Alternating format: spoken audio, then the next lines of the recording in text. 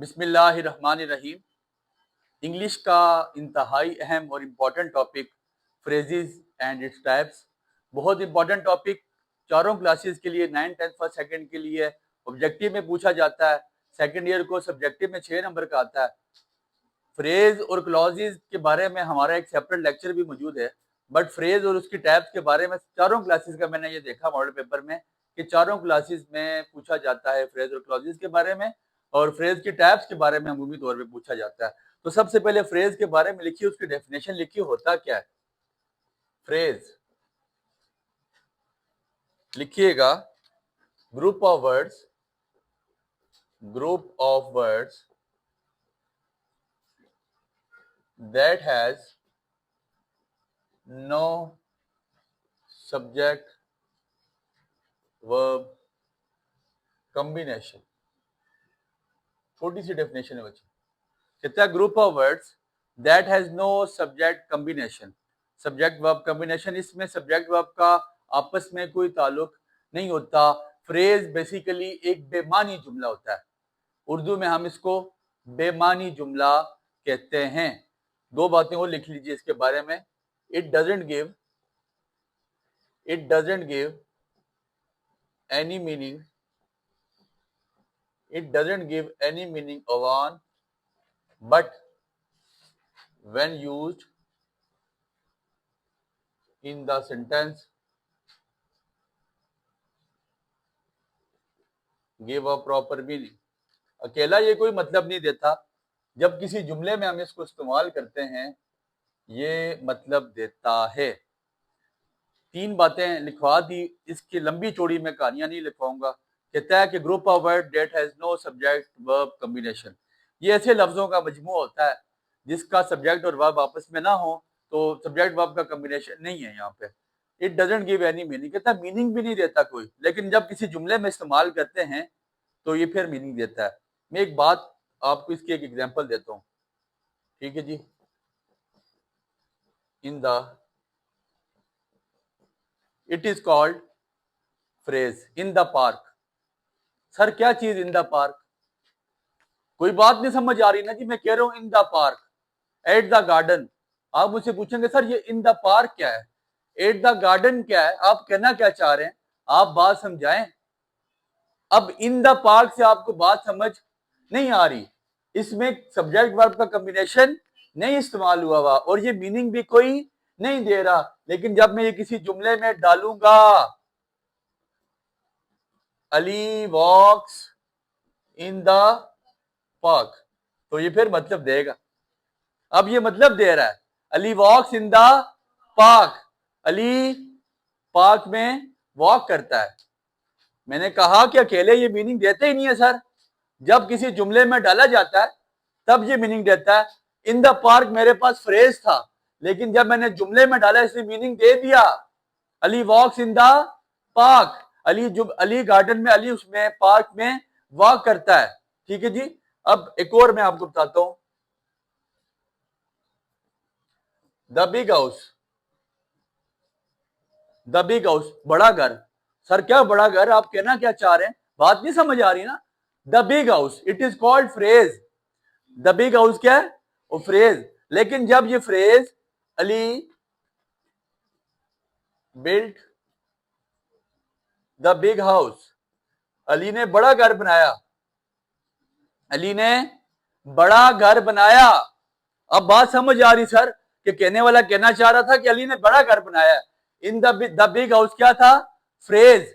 और अली, और आपके पास बिल्ट, अली था सब्जेक्ट, बिल्ट आपके पास क्या था? वर्ब। दो सब जुमले के लिए क्या चाहिए होता है? सब्जेक्ट और वर्ब। और आगे तो आगे ऑब्जेक्ट भी आता है, या आपके पास सब्जेक्ट प्लस प्रीडिकेट के बारे में आप लोगों को छोटी क्लासेस में पढ़ाया गया था। सेंटेंस बनता है सब्जेक्ट से प्लस प्रीडिकेट, प्रीडिकेट में वर्ब भी आता है और एक्स्ट्रा जो चीजें होती हैं उन सब को मिला के हम क्या बनाते हैं? सब सेंटेंस बनाते हैं। तो ये जुमला भर गया sir. Ali built the big house, Ali ने बड़ा घर बनाया। द बिग हाउस अकेले कोई मतलब समझा नहीं सक रहा था, लेकिन जब वो अली और बिल्ट के साथ मिला उसने मतलब समझाया। फ्रेज बेमानी सा जुमला होता है, बेमानी सी बात होती है जो अकेले कोई मतलब समझाती नहीं है, ना समझा सकती है, लेकिन जब किसी जुमले में डालते हैं तो वो बात वो मतलब समझा देती है, इट इज कॉल्ड फ्रेज। समझ आ गई बात की। अब लिखिएगा types of phrases, types of phrases.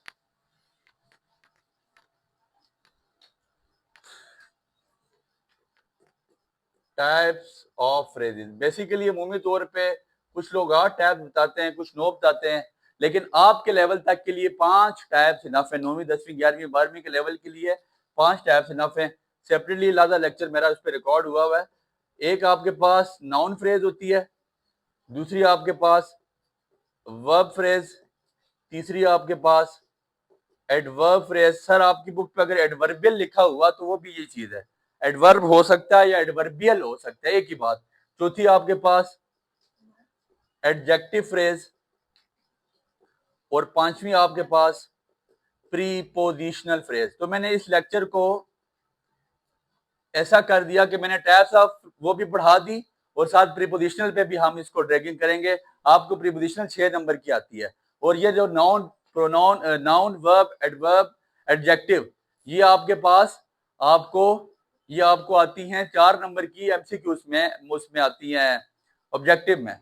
तो ये आपको 6 नंबर की आएगी सेकंड ईयर वालों को प्रीपोजिशनल फ्रेज किस में, सब्जेक्टिव में। और ये बाकी आपको ऑब्जेक्टिव में पूछता है, वो सब्जेक्टिव में इनको नहीं पूछेगा, but it's a very very important thing, बहुत ज्यादा इंपॉर्टेंट है।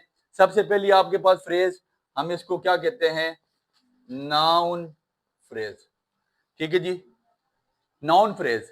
नाउन बेसिकली क्या होता है, नाउन इसम, इन उर्दू इट इज कॉल्ड इसम। मैंने इतनी इजी डेफिनेशन बताई, आपको बचपन में पढ़ाई गई थी। Noun is the name of person, place और thing which we can see, hear और टच। मैंने कहा एनीथिंग अराउंड अस, बस। सर मेरे इर्द गिर्द जो चीज नजर आ रही है वो भी नाउन, जो नजर नहीं आती वो भी।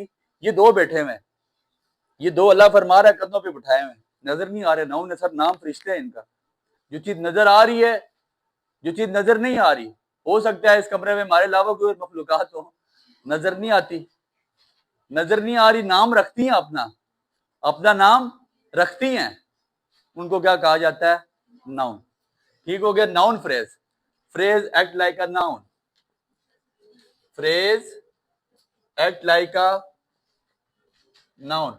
हमारा डेफिनेशन से सरोकार नहीं है, तो मैं लंबी चौड़ी डेफिनेशनें आपको तैयार करवाने के लिए नहीं बोल रहा। ठीक है, इसीलिए मैं आपको मेन एग्जांपल की तरफ लेके आऊंगा जो आपके काम के हैं। ठीक हो गया, नाउन फ्रेज। अब ऐसा है, एक फ्रेज आपको लिखवाई जा रही है नाउन फ्रेज की मिसाल देके, द फ्लावर। ये बेसिकली क्या है, नाउन। फ्लावर क्या चीज है, फ्लावर नहीं होता, फ्लावर होता है basically. The flower in the garden. In the garden आपके पास क्या था, फ्रेज। इन द गार्डन क्या था, बात नहीं समझा रहा था, मैंने कहा the flower in the garden, ये नॉन फ्रेज बन गई। बात अभी भी समझ नहीं आ रही, और सर फूलों को जो बाग में फूल से क्या हुआ, बात अभी भी समझ। The flower in the garden, ये फ्रेज, ये नाउन मिले, नाउन फ्रेज बन गई, लेकिन बात अभी भी समझा नहीं सक रहे। मैंने कहा the flower in the garden bloomed. अब आपको समझ आ गई सर, जो गार्डन में फूल है ना, वो क्या हो गए, ब्लूम्ड हो गए, खिल गए। समझ आ गई बात की, यहां तक आपको बात समझ नहीं आई थी। The flower noun, in the garden phrase, noun phrase इकट्ठा हो गया, बात नहीं समझा सका सर, लेकिन साथ मैंने एक वर्ब डाला, मुझे फौरन बात समझ आ गई कि यार यहाँ पे बेसिकली वो कहना क्या चाह रहा है। एक और एक मिसाल दे देते हैं, मेरे पास फ्रेज है इन the car. In the, sir कौन इन द कार, बात नहीं समझ आ रही। मैं बोलता हूं the boy in the car, the boy in the car, simple सी बात लिखूंगा, the boy in the car, the boy in the car. Sir in the car का मतलब noun phrase, in the car basically phrase, the boy नाम है किसी का, noun phrase. बात समझा नहीं सक रहा, लेकिन the boy in the car, मैंने इतनी सी बात लिख ली, शाउटेड, चलाया।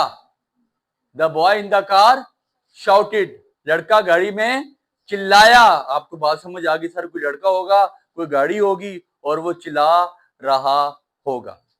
नाउन फ्रेज बेसिकली उस फ्रेज को कहा जाता है कि जहां पे नाउन मतलब फ्रेज के तौर पर एक्ट करता है।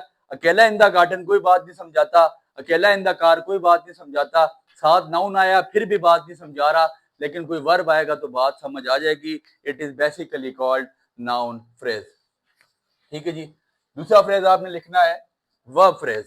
सर वहां पे आपको एमसीक्यूज में आएंगे और आपको पहचान करना आनी चाहिए। सर मैं आपको पहचान करके बता रहा हूं, मैंने आपको सारी बात समझा दी कि पहचान आपने कैसे करनी है। वहां पे कोई जुमला आएगा और उस जुमले में लफ्ज अंडरलाइन हुआ होगा, मतलब उस जुमले में फ्रेज अंडरलाइन हुई भी होगी। आपसे पूछेगा ये कौन सी फ्रेज है, आप उसको बताएंगे एडजेक्टिवल है, एडवर्बियल है, वर्ब है, नाउन है, आपने बताना है ये। ठीक है। इसके बाद हमारे पास वर्ब फ्रेज। ठीक है जी, लिखिएगा verb phrase. Verb phrase, the phrase लिखिएगा, the phrase with verb linking with, the phrase contains लिखिएगा, sorry, the phrase contains verb linking with helping verb. ठीक है जी। The phrase contains verb linking with helping verb, ऐसी phrase जिसमें verb हो और वो हेल्पिंग वर्ब के साथ जुड़ा हुआ हो। एक फ्रेज जिंदगी सारी आप लिखते हैं, teacher I have done my work. ठीक है। अब आपके पास क्या है, बेसिकली माई वर्क, मेरा काम। मेरा काम फ्रेज है सर, बात समझ ही नहीं आ रही। मेरा काम क्या है, फ्रेज। डन माई वर्क, समझ। मैंने कहा कि जब कोई भी वर्ब अपने हेल्पिंग वर्ब के साथ आएगा तब वो बात समझा सकेगा।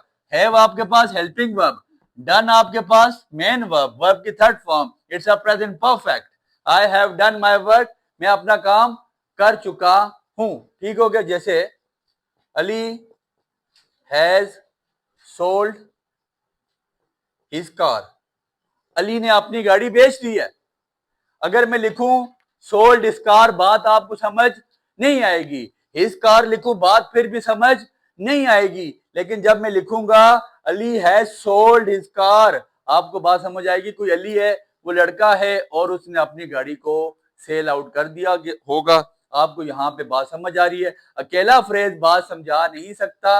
ये आपको निशानी क्या है वर्ब फ्रेज की, वर्ब फ्रेज की निशानी सुन लें कि हेल्पिंग वर्ब और वर्ब ये इकट्ठे आ रहे होंगे।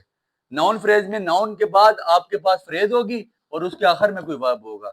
वर्ब फ्रेज की क्या निशानी है कि हेल्पिंग वर्ब के फौरन बाद वर्ब आ रहा होगा। सर ऐसे बहुत सारे जुमले आपको आएंगे, वहां पे आप निशानी माइंड में रख लें कि जहां पर हेल्पिंग वर्ब के फौरन बाद वर्ब आता है, आपने कंफर्म कर देना भाई साहब ये वर्ब फ्रेज है। ठीक है, इसमें कोई दो राय नहीं है। समझ आ गई बात की। तो वो फ्रेज जिसमें आपके पास वर्ब हो, आप उसको वर्बियल फ्रेज का नाम देते हैं। दो हमारी हो चुकी हैं। ठीक हो गया। तीसरी हमारे पास कौन सी है, एडवर्ब फ्रेज से पहले आप एडजेक्टिव लिखें, ज्यादा इजी है। ठीक है। एडजेक्टिव फ्रेज भी हो सकता है या एडजेक्टिवल फ्रेज भी हो सकता है। ठीक है जी। Adjectival phrase, the phrase which qualifies the noun, the phrase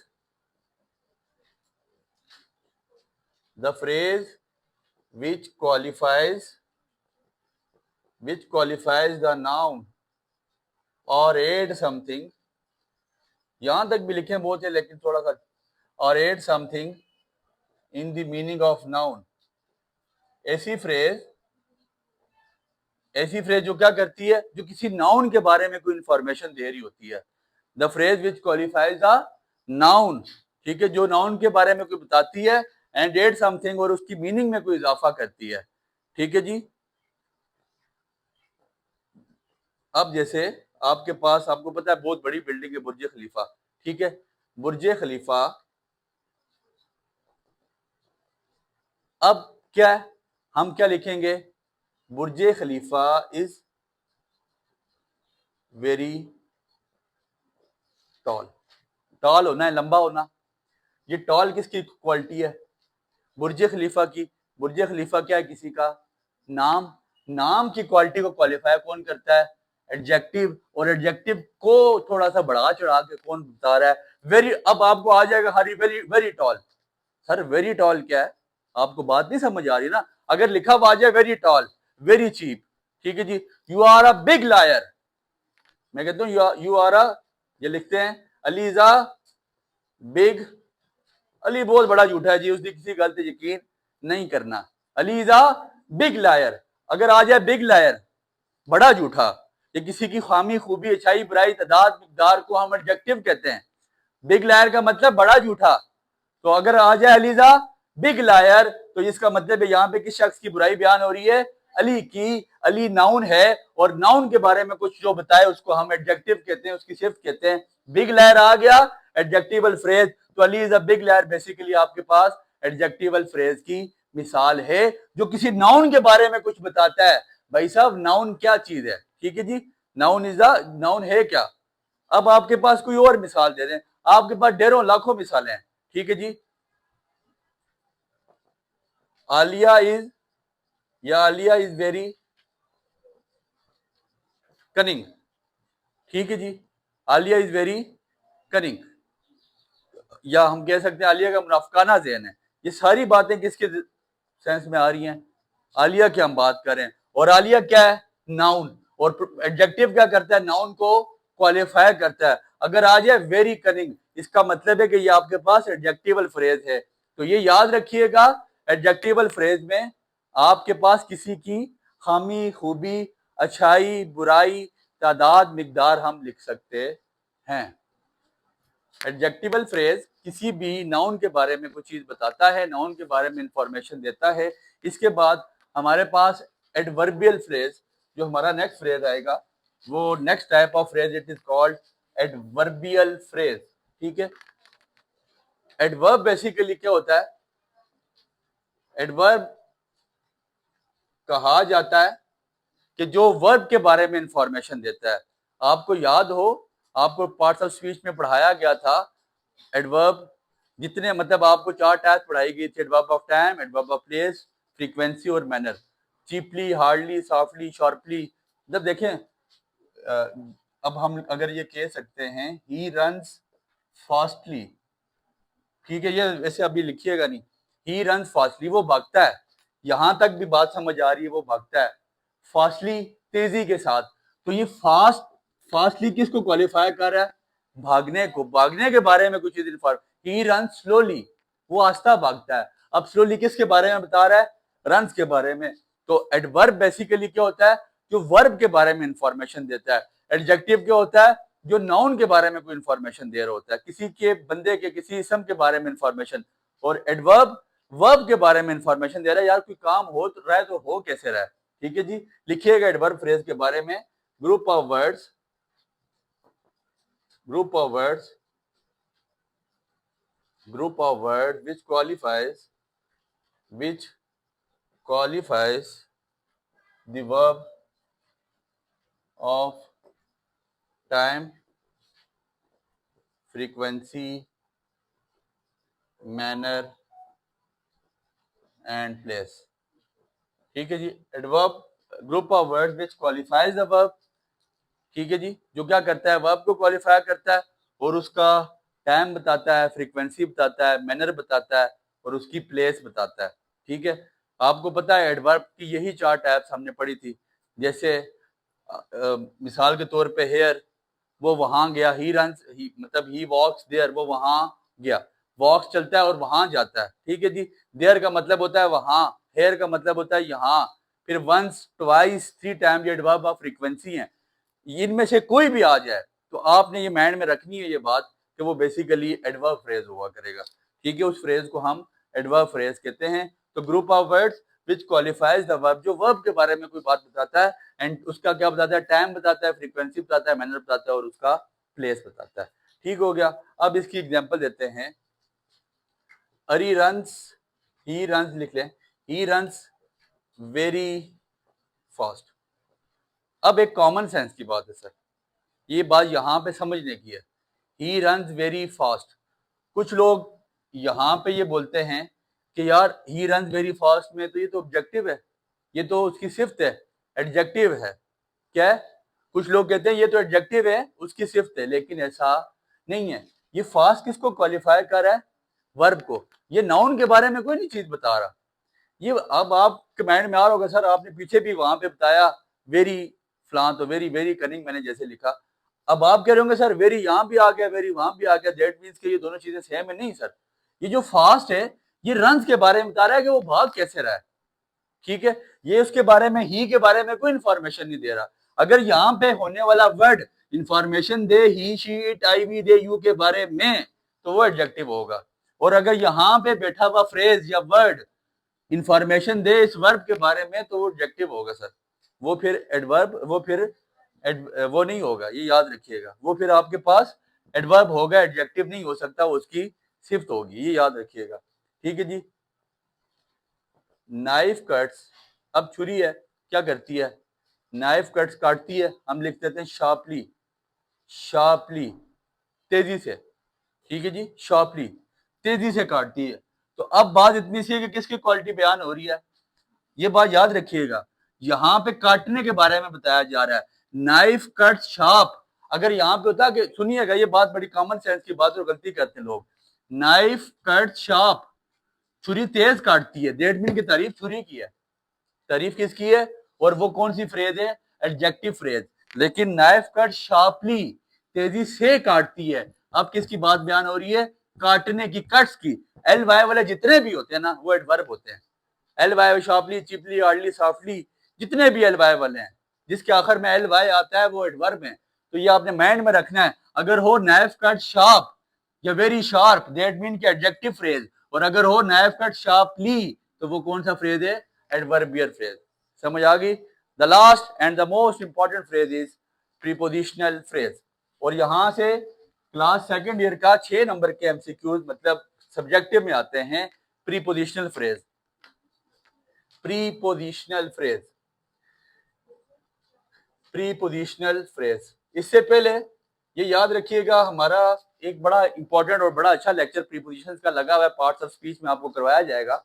prepositions इतनी इंपॉर्टेंट है, प्री का मतलब होता है पहले, पोजिशंस का मतलब जो किसी पोजीशन से पहले आता है, in, at, on, for, from, between, among, away, beside, beneath, in front of, ये सारी आपके पास क्या है, प्रीपोजिशंस है, ढेर सारी प्रीपोजिशंस है। और इसकी सादी सी मिसाल, इसका सादा सा आपको प्रीपोजिशनल फ्रेज ढूंढना बहुत आसान है कि जिसके साथ प्रीपोजिशन लग रही होगी ना, जहां पे प्रीपोजिशन लग रही होगी वो आपके पास प्रीपोजिशनल फ्रेज है। ठीक है, और इसकी मैं आपको निशानी देता हूं, लिख लीजिएगा। Phrase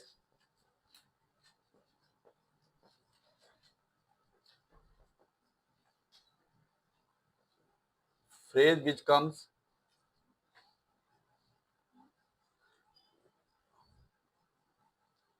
which come before the prepositions। ठीक है, ऐसी फ्रेजेस जो प्रीपोजिशंस के पहले आती हैं। ठीक है जी। इट मोस्टली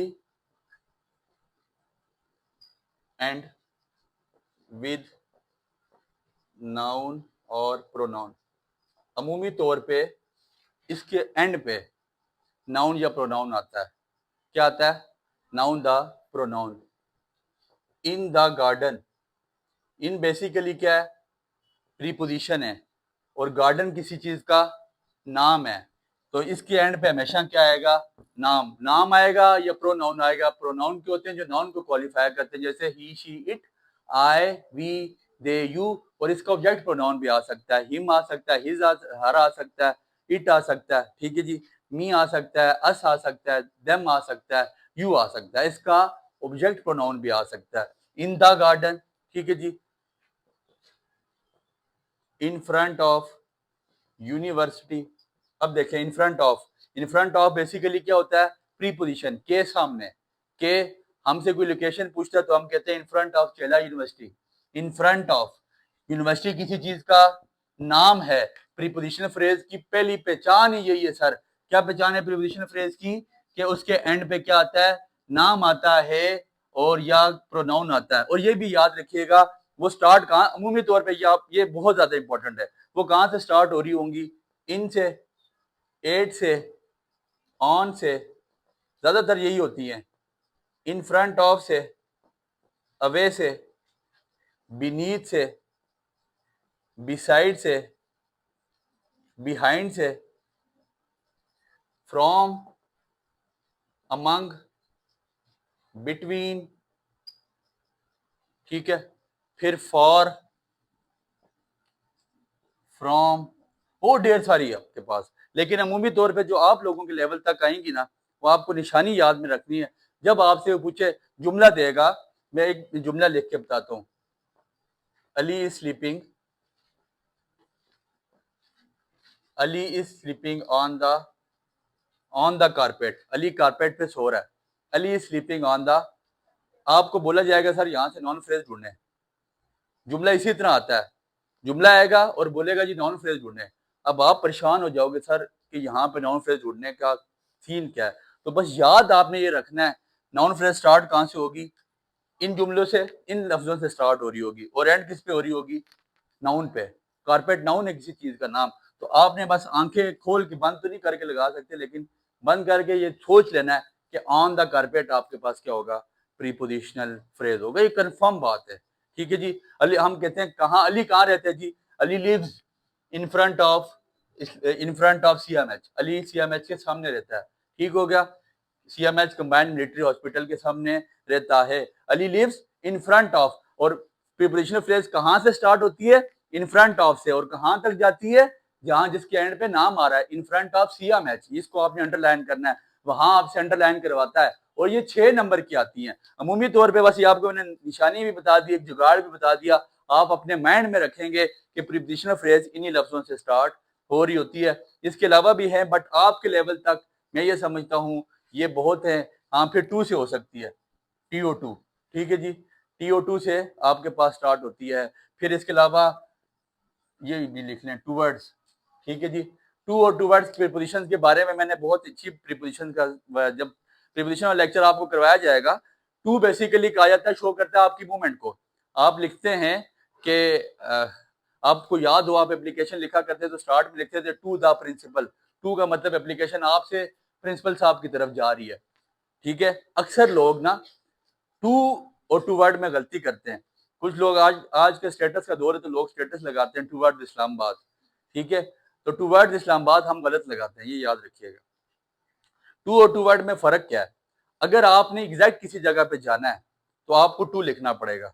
लेकिन हम सिर्फ इस्लामाबाद नहीं जाते हैं, हम जाके वहां पे फिरते हैं, मटर गश्त करते हैं। तो अगर आप किसी जगह एग्जैक्ट जा रहे हैं तो उसके लिए आपको टू लगाना चाहिए, टू वर्ड्स नहीं लगाना चाहिए। टू वर्ड आप वहां पे लगाएं कि बताएं सजी और मारें कभी, ठीक है। टू वर्ड मतलब आप लोफरिया मारने अगर कहीं जा रहे हो तो फिर आप टू वर्ड्स का लगाएं। अगर आप लोफरिया नहीं मारने ला तो किसी एग्जैक्ट लोकेशन पे जा रहे हैं तो आपको टू लगाना चाहिए, या इन रूट लगाना चाहिए, आपको टू वर्ड्स नहीं लगाना चाहिए। इन लफ्जों से आपके पास हमेशा प्रीपोजिशनल फ्रेजेस स्टार्ट होंगी और खत्म किस पे होंगी, नाउन पे या प्रोनाउन पे। ये तकरीबन मैं समझता हूँ कि 8 से 10 नंबर का लेक्चर आप लोगों का, ये टॉपिक आप लोगों का कवर हो चुका है। It's not a difficult thing, लाजमी तैयार करें। इसके अलावा भी होती हैं, ये लाजमी नहीं है कि 5 ही होती है, बट आपके लेवल तक 5 जेरेंट फ्रेज होती है, इन्फिनेटिव फ्रेज होती है, लेकिन आपके लेवल तक के लिए ये इनफ है। दुआ में याद रखिएगा। बहुत बहुत शुक्रिया।